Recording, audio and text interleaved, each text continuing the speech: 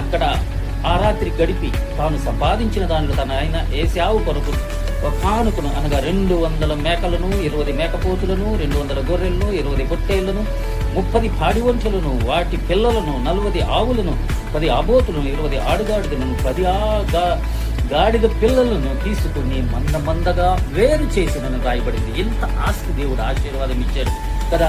అయితే 26వ వచనంలోనే అక్కడ ఆయన తెల్లవారుచున్నది కనుక నన్ను పోనిమ్మని అతడు, నీవు నన్ను ఆశీర్వదించితే గాని నేను నిన్ను పోనిమ్మన్నాను. ఈ ఆశీర్వాదం ఏమిటి? ఇప్పుడు దాకా ఇచ్చినటువంటి ఆశీర్వాదాలన్నీ భూ సంబంధమైనటువంటి ఆశీర్వాదాలు కదా. మేకపోతులు, గొర్రెలు, దుగ్గులు ఎన్నిచ్చాడు, ఆడుగాడుగులు, వాటి పిల్లలు, ఎంత ఆస్తిని అతనిచ్చాడు. అయితే అతనికి తృప్తి లేదు.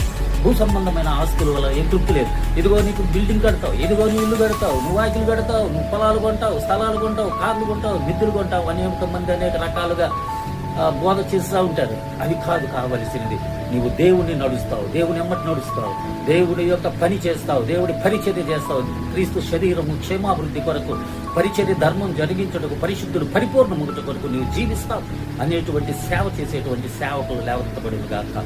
ఇవి కాదు ఆశీర్వాదాలు. అయితే నీవు నన్ను ఆశీర్వదిస్తేనే కానీ నేను విడవను అని ఆయన మీద ఆయన కాలు పట్టుకొని విడవలేదు. పెనుగులాడి ఆయన తొడ గూజు మీద కొట్టగా తొడగూరు వసిలను అని రాయి.